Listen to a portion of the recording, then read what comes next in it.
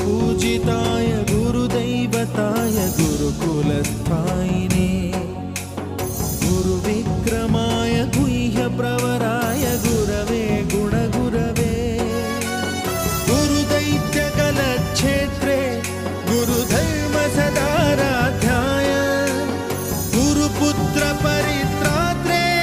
गुरुपाखण्डखण्डकाय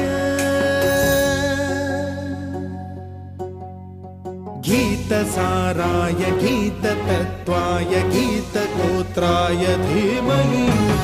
गूढगुल्फाय गन्धमत्ताय गोजयप्रदाय धीमहि